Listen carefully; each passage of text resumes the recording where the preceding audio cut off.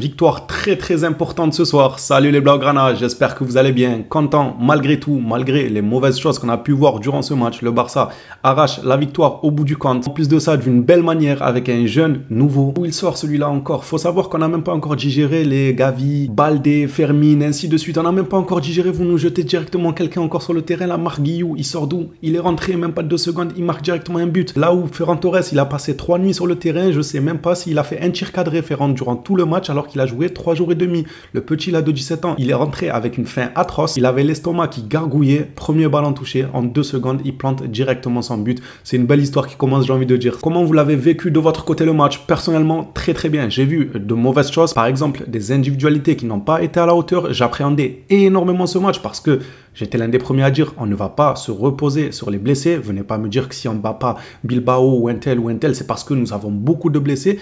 Mais en réalité, on est obligé d'appréhender parce que c'est quand même notre équipe type qui est décimée. On ne peut pas non plus faire comme si de rien n'était. On ne peut pas tout remettre en cause sur les blessures parce que tu es le Barça, tu te dois te faire avec ce que tu as. Et ce que tu as, c'est quand même de la qualité mine de rien. C'est quand même des joueurs assez bons. Mais d'un autre côté, il ne faut pas non plus totalement les oublier. Je voulais pas arriver à là à parler des blessures, même si je l'aurais pas forcément fait. Mais je l'avais dans un coin de ma tête en me disant j'appréhende ce match-là avec autant de blessés. Et surtout, des blessés, c'est des cadres. On ne parle pas de Sergio Roberto qui est blessé.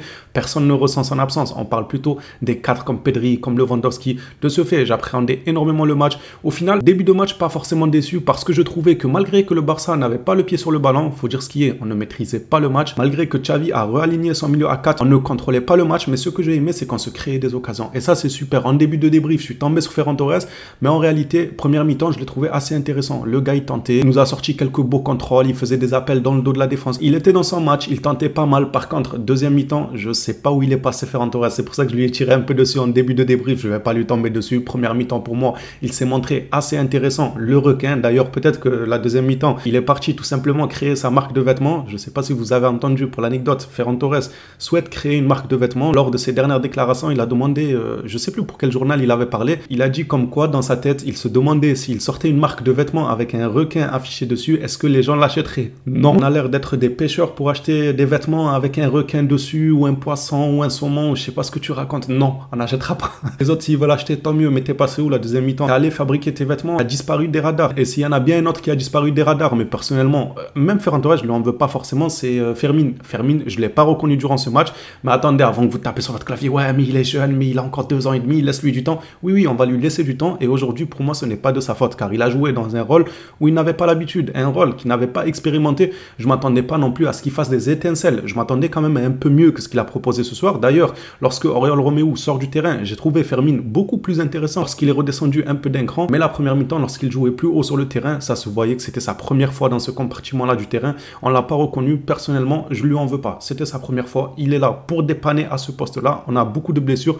Je trouve du coup que la première mi-temps, en termes d'occasion, de création d'occasion, on a plutôt géré sans forcément contrôler le ballon. On a su se créer des occasions, notamment grâce à qui? À un grand Joao Félix, s'il vous plaît. Quand tu as un joueur comme Joao Félix comme ça qui te fait de la magie sur le terrain, vous avez vu sa réactivité et sa vitesse d'exécution, s'il vous plaît. Le gars, tu ne le vois même pas faire le contrôle qu'il a déjà frappé. Il a ce don-là de contrôler, en même temps pivoter, se retourner pour t'allumer directement la cage à une vitesse totalement folle, et ça fait du bien. Ça a été l'un des grands temps pour moi ce soir dans ce match quand on a Joao Félix sur le terrain, ou Joao Félix sur le terrain, parce que le Kha n'existe pas. On l'a bien compris les gars, Joao Félix sur le terrain. Pourquoi on nous parle de l'autre surveillant du lycée ou du collège, là, Dani Olmo, je sais pas qui, on a parlé de qui d'autre sur le flanc gauche, mais il n'y a pas de flanc, c'est pas le moment de parler de flanc là. Contactez l'Atlético Madrid, faites que ce joueur-là reste au FC Barcelone. Le gars, depuis son arrivée, il enchaîne performance sur performance, c'est le seul qui sort la tête de l'eau, c'est le seul qui propose en allant de l'avant, en éliminant, en tentant des frappes là où on s'y attendait le moins, et à mon humble avis, il y avait penalty ce soir sur lui. Bon, de notre côté aussi, on n'a pas été totalement net, notamment Cancelo qui tire le maillot de Williams à un moment donné, il a joué avec le feu Cancelo,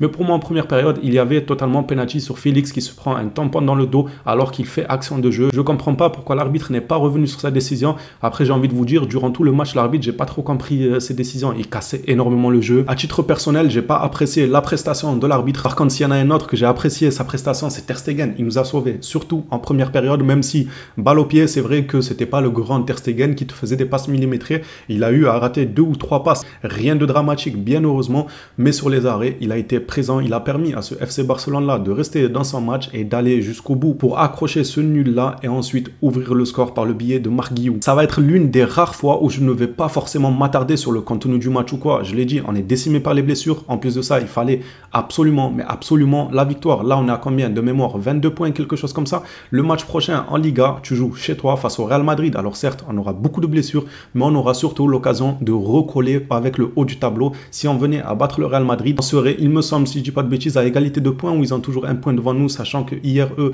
ils ont fait match nul de leur côté. Je pense qu'on serait à égalité de points. Donc tu as la chance là, avec cette victoire d'aujourd'hui. C'est pour ça que je dis, il faut pas non plus trop en demander avec autant de blessés dans le contenu. Je suis le premier à critiquer le contenu à chaque fois, à dire ouais, le contenu c'est mauvais, ok, on a gagné 1-0, 2-0, mais c'était pas top le contenu, c'est tiré par les cheveux et tout. Mais pour moi, ce genre de match là, c'est là où il faut aller chercher la victoire, c'est tout. Ça te permet d'avoir de l'espoir de revenir à la première place ex aequo avec ton rival direct sur ton terrain directement le week-end prochain. Après, bien évidemment, ce n'est pas encore fait, on n'en sait rien si on va gagner, mais il vaut mieux avoir l'espoir de gagner et de recoller que perdre ou faire match nul aujourd'hui. Tu te dis ouais, je vais accueillir le Real Madrid le week-end prochain. Oh, dans tous les cas, ils ont 2-3 points d'avance sur nous, et même si on gagne, ils auraient toujours 2 points d'avance sur nous. C'est pas top pour le mental, mais là, les joueurs là, ils vont se donner 2 fois plus, à part Oriol Romeu.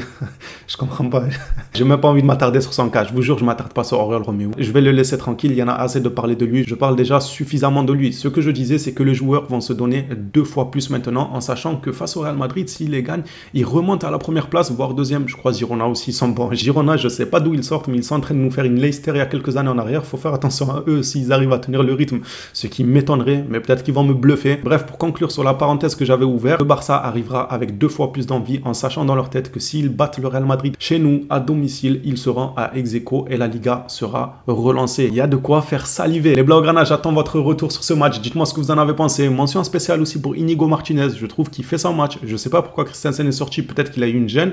Il a souvent des gênes. Il est souvent amené à se blesser. Peut-être que Xavi a voulu soit le préserver, soit lancer un peu Araujo pour pouvoir compter sur lui lors du Classico en lui donnant encore plus de rythme de jeu, encore plus de minutes de jeu. Je sais pas quelle était la cause de ce changement. Tout ce que je sais, c'est que la charnière a été solide selon moi. Même si on a concédé quelques occasions en première période, j'ai bien aimé le match de Christensen, encore plus celui de Inigo, et on aura besoin d'Inigo en confiance. Là, il commence à bien s'acclimater par rapport à son dernier match. Ça fait plaisir, c'est sûr qu'il aura son rôle à jouer cette saison. Quand on voit la fragilité de notre défense, tout le monde aura un rôle important, donc tout le monde doit être opérationnel. Ce soir, ils ont été opérationnels en charnière centrale.